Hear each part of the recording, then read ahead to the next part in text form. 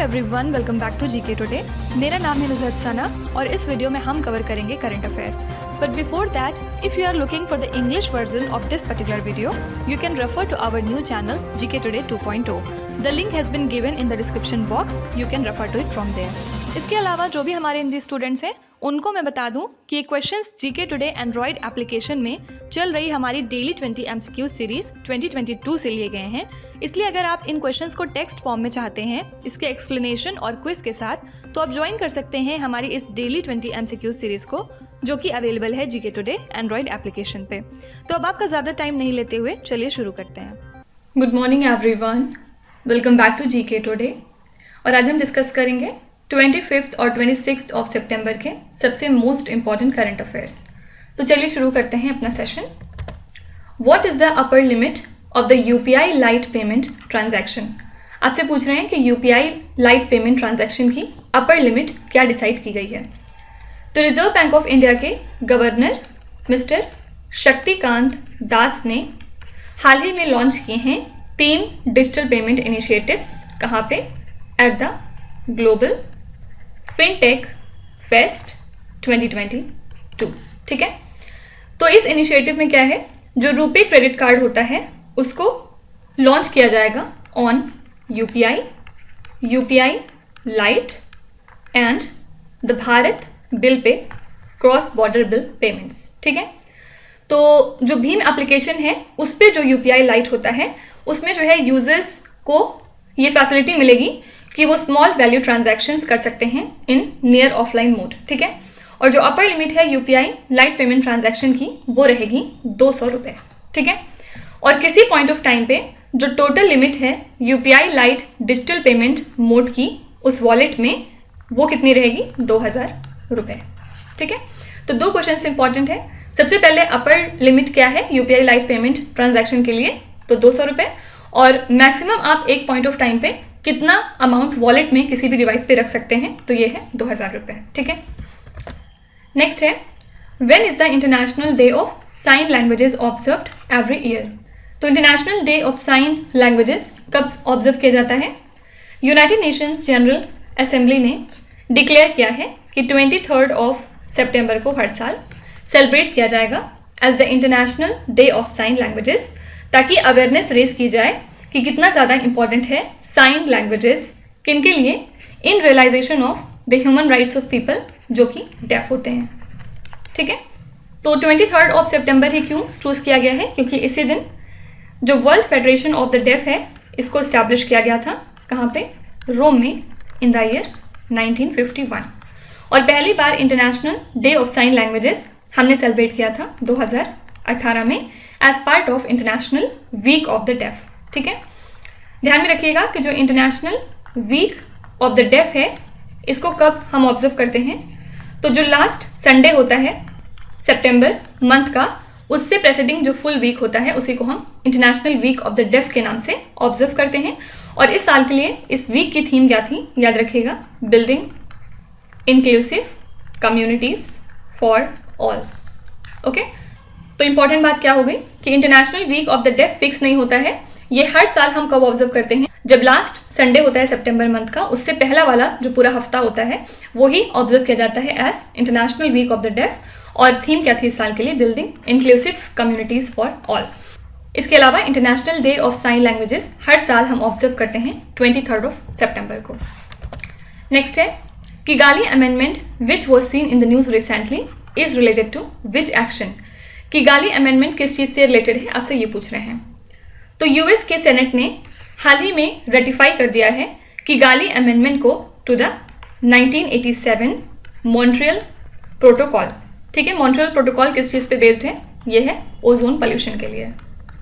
मतलब ozone pollution को कम करने के लिए जो रेफ्रिजरेंट्स का यूज़ है उसको लिमिट करना कितना ज़रूरी है, इस बारे में बात हुई थी मॉन्ट्रियल प्रोटोकॉल में। ठीक है, तो ये जो एग्रीमेंट है इसमें जो पार्टिसिपेशन नेशंस हैं उनको बोला गया है कि आप जो प्रोडक्शन और यूज़ है बेसिकली हाइड्रोफ्लोरोकार्बन्स का, इसको आप कट डाउन करिए और कितने अमाउंट तक? बाय 85% अगले 14 सालों में। ठीक है, तो मोर देन 130 कंट्रीज जिसमें कि चाइना, इंडिया, रशिया वगैरह आते हैं, इन सभी ने रेटिफाई किया है इस एग्रीमेंट को। फाइन, तो याद रखिएगा कि गाली अमेंडमेंट किस चीज से रिलेटेड है? Reduction of hydrofluorocarbons. नेक्स्ट है moonlighting which was seen in the news recently is related to which field. आपसे पूछ रहे हैं कि जो मून लाइटिंग टर्म है ये कौन से फील्ड से या सेक्टर से एसोसिएटेड है। एक्चुअली हाल ही में हुआ क्या है, जो इंडिया की आईटी मेजर विप्रो है, इसने टर्मिनेट कर दिए हैं 300 अपने एम्प्लॉयज़ को। ठीक है, और रीज़न क्या था? जो ये एम्प्लॉयज़ थे विप्रो के, ये विप्रो के साथ साथ इनकी जो कॉम्पिटिटर कंपनीज हैं उनके साथ भी काम कर रहे थे। ठीक है, तो इसी एक्ट को हम बोलते हैं मून लाइटिंग। तो ऑब्वियसली कंपनीज को इस बात का रिस्क हो गया था कि ये जो प्रैक्टिस है मून लाइटिंग की इनकी, ये कन्फ्लिक्ट ऑफ इंटरेस्ट क्रिएट कर सकती है, साथ ही डेटा ब्रीचेस हो सकते हैं इसकी वजह से, या फिर मिस यूज हो सकता है कंपनी के इंटेलेक्चुअल प्रॉपर्टी और असेट्स वगैरह का। राइट, और जाहिर सी बात है कि आपको एक टाइम पे किसी एक कंपनी के साथ अपनी लॉयल्टी दिखानी चाहिए, साइमल्टेनियसली आप हर कंपनी के साथ काम नहीं कर सकते हैं। राइट, तो मून लाइटिंग जो है ये किससे एसोसिएटेड हो जाएगा? एम्प्लॉयमेंट सेक्टर से। Which planets natural satellites are called as Galilean moon. कौन सा ऐसा प्लैनेट है जिनके नेचुरल सैटेलाइट्स को हम गैलीलियन मून्स के नाम से जानते हैं? तो गैलीलियन मून्स एक्चुअली जुपिटर के 4 सबसे बड़े मून्स का ग्रुप होता है, और इसमें कौन कौन से मून्स आते हैं? फर्स्ट है ईओ, सेकेंड है यूरोपा, उसके बाद थर्ड है गैनीमेड, और फिर फोर्थ है कैलिस्टो। ठीक है, तो इन गैलीलियन मून्स को आइडेंटिफाई किया था गैलीलियो ने कब? 1609 to 10 में। ठीक है, और ये किस वजह से अब न्यूज़ में है? क्योंकि ऑन सितंबर 26 मतलब आज के दिन जुपिटर जो है वो क्लोजेस्ट अप्रोच करेगा अर्थ के साथ पिछले 59 ईयर्स में। ओके, और ये किसने कहा है? According to NASA. ठीक है, तो बस यही रीज़न है छोटा सा कि किस वजह से ये न्यूज़ में था। ध्यान में रखिएगा कि ये मून्स किससे एसोसिएटेड है? जुपिटर प्लैनेट से। अच्छा, आपको कमेंट्स में लिखना है कि Jezero क्रैटर, ये बहुत ज़्यादा न्यूज़ में रहता है टर्म, ये कौन से प्लैनेट से एसोसिएटेड है? नेक्स्ट है cattle control in urban areas bill 2022 is associated with which state और द यूनियन टेरिटरी। आपसे पूछ रहे हैं कि ये जो पर्टिकुलर बिल है cattle control in urban areas, ये कौन से स्टेट या फिर यूनियन टेरिटरी का है? एक्चुअली गुजरात लेजिस्लेटिव असेंबली ने यूनानिमसली विथड्रॉ कर दिया है इस कंट्रोवर्शियल गुजरात कैटल बिल को। रीज़न क्या था? जो कैटल रियरर्स थे उन्होंने स्टेट अथॉरिटीज़ को वहाँ पे वार्न किया था कि वो जो है मिल्क की सप्लाई टोटली बंद कर देंगे डेयरीज में। ठीक है, और इस बिल में था क्या? इसमें जो है जो मूवमेंट ऑफ स्ट्रे कैटल है उसको प्रोहिबिट किया गया था on roads and the public places urban areas में स्टेट के। ठीक है, तो इसी वजह से न्यूज़ में था क्योंकि इसको विथड्रॉ कर दिया गया है फाइनली। तो कौन से स्टेट का हो जाएगा ये? गुजरात स्टेट का। As per the cabinet approval what percentage of project cost is provided as uniform fiscal support to set up the semiconductor fabs. Actually union cabinet ने हाल ही में कुछ मॉडिफिकेशंस अप्रूव किए हैं in program for development of semiconductors and display manufacturing ecosystem in India. ठीक है, और इस मॉडिफाइड स्कीम में क्या है? जो यूनिफॉर्म फिस्कल सपोर्ट है वो 50% प्रोवाइड किया जाएगा प्रोजेक्ट कॉस्ट का अक्रॉस ऑल टेक्नोलॉजी नोड्स। किस लिए? सेमीकंडक्टर फैब्स को सेटअप करने के लिए। ठीक है, और ये अलग बात है, वो जो हमने पढ़ा था कि इंसेंटिव दिया जाएगा ओवर 76,000 करोड़ रुपीस का, जिसको आप $10 बिलियन भी कह सकते हैं, ये डिफरेंट चीज़ है। इसको अनाउंस कब किया था गवर्नमेंट ने? दिसंबर 2021 में। ठीक है, तो बस आपको ध्यान में रखना है कि कितना परसेंट प्रोजेक्ट कॉस्ट का प्रोवाइड किया जाएगा as uniform fiscal support semiconductor fabs को इस्टेब्लिश करने के लिए, तो ये है 50%।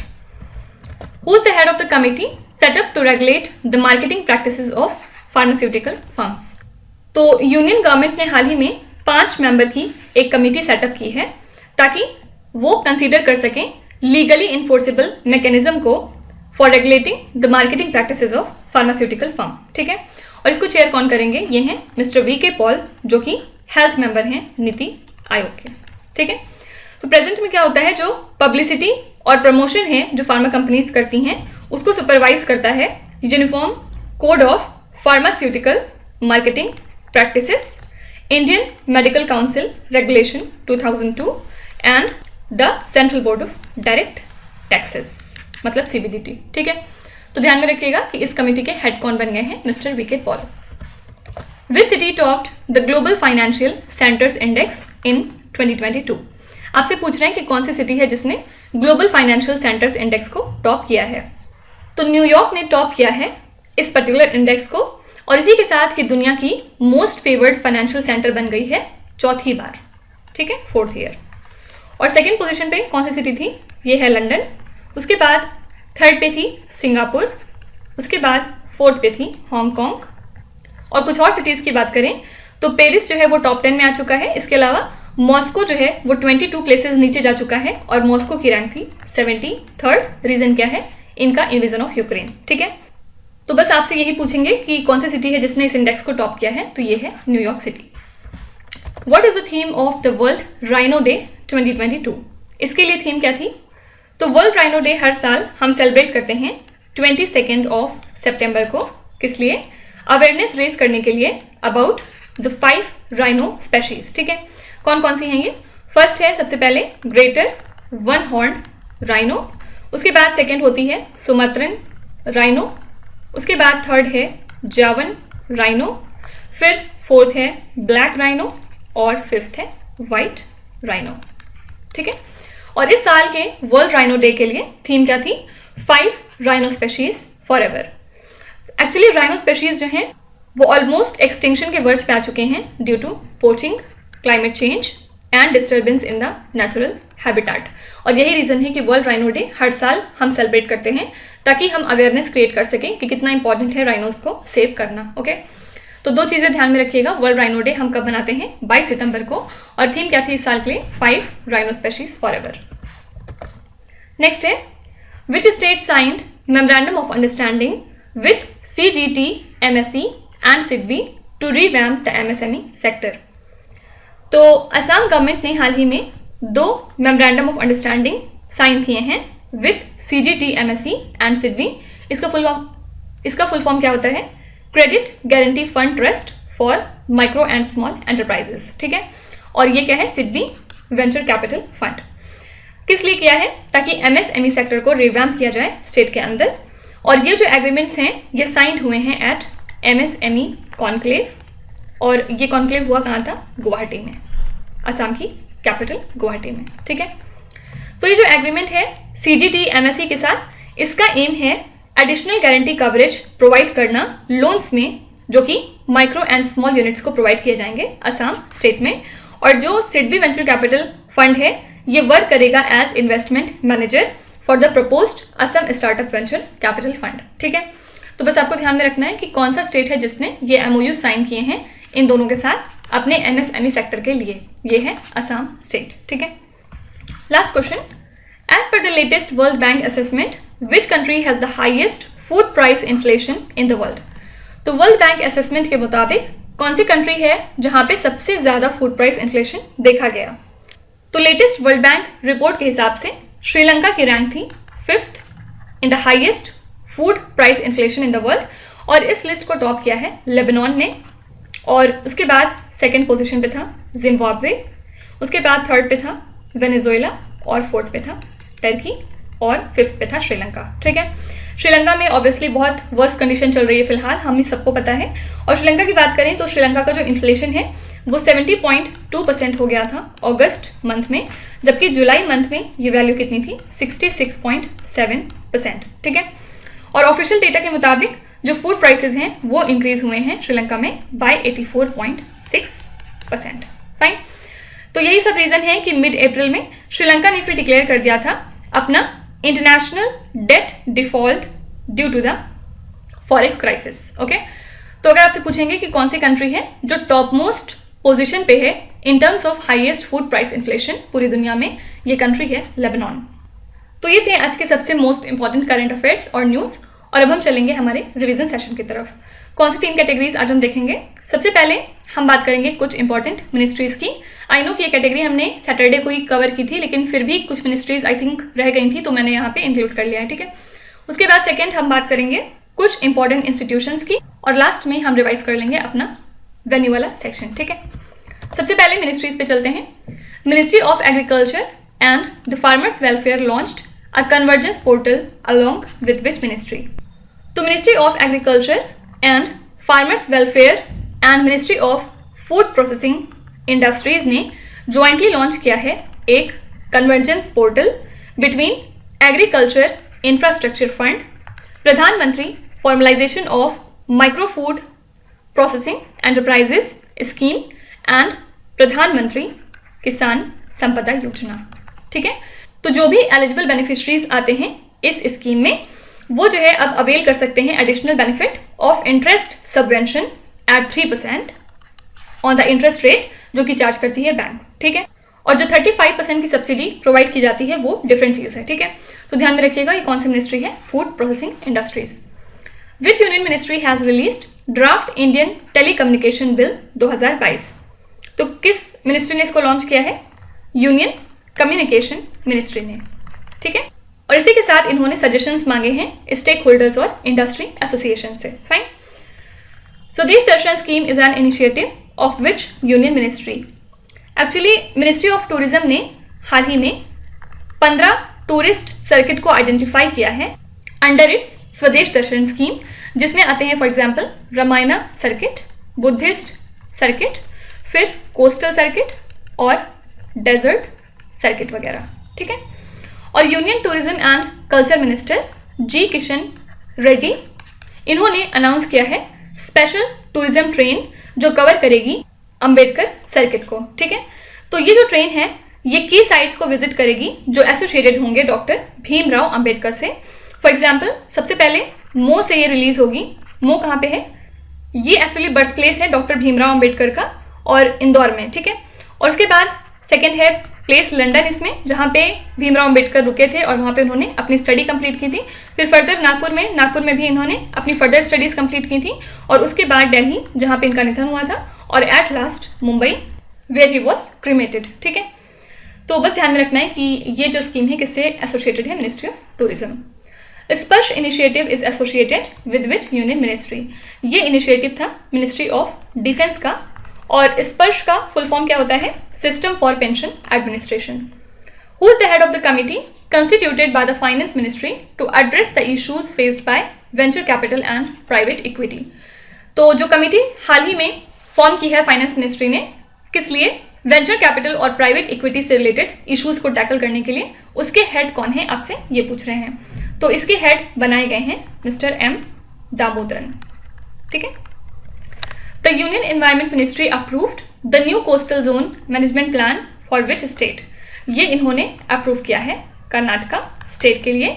और याद रखिएगा कर्नाटका पहला स्टेट हो चुका है सदर्न इंडिया में, साथ ही सेकेंड स्टेट है ये पूरी कंट्री का जिसको कि एक प्लान मिल गया है जो प्रिपेयर और अप्रूव हुआ है as per the new coastal regulation zone notification. ठीक है, What is the main theme of discussion of the Swasth Sabal Bharat conclave organized by the health ministry? इसके लिए थीम क्या है? Body organ eye donation. ठीक है, किस लिए? ताकि लोगों को इनकरेज किया जाए कि आप अपने बॉडी ऑर्गन्स को डोनेट करिए फॉर सेक ऑफ ह्यूमैनिटी। ठीक है, नेक्स्ट बात करते हैं कुछ इंपॉर्टेंट इंस्टीट्यूशंस की। NCC means national cadet corps signed memorandum of understanding with which institution to tackle the issue of plastic pollution? तो यूनाइटेड नेशंस एनवायरनमेंट प्रोग्राम ने ये एमओयू साइन किया है विद नेशनल कैडेट कॉर्प्स ताकि जो plastic pollution की problem है उसको टैकल किया जा सके। ठीक है, एम क्या है? Universal goal of clean water bodies को अचीव करना थ्रू पुनीत सागर अभियान। ठीक है, और एनसीसी की बात करें तो ये यूथ विंग है इंडियन आर्म्ड फोर्सेस की, और इसका हेडक्वार्टर्स कहाँ पे है? नई दिल्ली में। Which institution launch the book title dash she is women in STEM? ये बुक किसने लॉन्च की है आपसे ये पूछ रहे हैं। तो principal scientific adviser to the government of India कौन है? प्रोफेसर अजय सूद, और इन्होंने ब्रिटिश हाई कमिश्नर के साथ मिलकर इस बुक को हाल ही में अनवील किया है। ठीक है, और इस बुक में इन्होंने ऑनर किए हैं 75 वुमेन को स्टीम में। स्टीम का फुल फॉर्म क्या होता है? ये फील्ड्स है साइंस, टेक्नोलॉजी, इंजीनियरिंग, आर्ट्स और मैथमेटिक्स की। ठीक है, और इसको सपोर्ट किया है office of the principal scientific adviser to the government of India ने, इसके अलावा फिकी, FLO ने और British High Commission of India ने। ठीक है, which institution has released the draft notification on Indian nutrition rating? तो food safety and standards authority of India ने हाल ही में ये ड्राफ्ट नोटिफिकेशन रिलीज किए हैं ऑन इंडियन न्यूट्रिशन रेटिंग। और इसी के साथ होगा क्या, जो भी प्री पैकेज्ड फूड हैं उनको अब अपने साथ एक स्टार ग्राफिक रेंजिंग लिखनी होगी फ्रॉम 0 to 5। और ये कहाँ पे लिखा जाएगा, जो ब्रांड नेम है उसके जस्ट बगल में, ठीक है। तो इससे होगा क्या, जो लेबलिंग है पैकिंग के फ्रंट पे, इससे कंज्यूमर्स को डिस्करेज किया जाएगा from buying the package food जो कि हाई होते हैं शुगर, सॉल्ट और फैट में, ठीक है। The Indian army has collaborated with which institution for activating the satellite broadband based internet service on the Siachen glacier. तो ब्रॉडबैंड बेस्ड इंटरनेट सर्विस को एक्टिवेट करने के लिए सियाचिन ग्लेशियर पे इंडियन आर्मी ने कोलैबोरेट किया है BBNL के साथ। BBNL का फुल फॉर्म क्या है, Bharat broadband network limited. Which state has announce to setup NITI Aayog like state level institution. तो महाराष्ट्र स्टेट ने अनाउंस किया था कि वो सेटअप करेंगे नीति आयोग टाइप का एक state level institution. Vigyan Pragati which receive the national Rajbhasha Kirti award is a science magazine released by which institution. तो याद रखिएगा, नेशनल राजभाषा कीर्ति अवार्ड मिला है विज्ञान प्रगति को, और ये एक साइंस मैगजीन है जो कि रिलीज करती है CSIR। The green fins hub, the first ever global marine tourism industry platform, is associated with which institution. तो इसको जो है लॉन्च किया था रीफ वर्ल्ड फाउंडेशन ने, किसके साथ मिलके, यूनाइटेड नेशंस एनवायरमेंट प्रोग्राम, ठीक है। नेक्स्ट हम देखते हैं कुछ इंपॉर्टेंट वेन्यूज जो न्यूज में थे। Which is the venue of the national conference of the tourism ministers of states and the union territories. इसके लिए वेन्यू था Dharamshala, okay. What is the new name of the Rajpath, the iconic avenue in New Delhi? तो राजपथ का नया नाम बदल के कर दिया गया है कर्तव्य पथ। Which is the venue of the 30th Southern Zonal Council meeting held recently? इसके लिए वेन्यू है Thiruvananthapuram. Which is the venue of the 4th edition of the India Clean Air Summit? तो जो इंडिया क्लीन एयर समिट था इसके 4th addition के लिए venue था बेंगलुरु।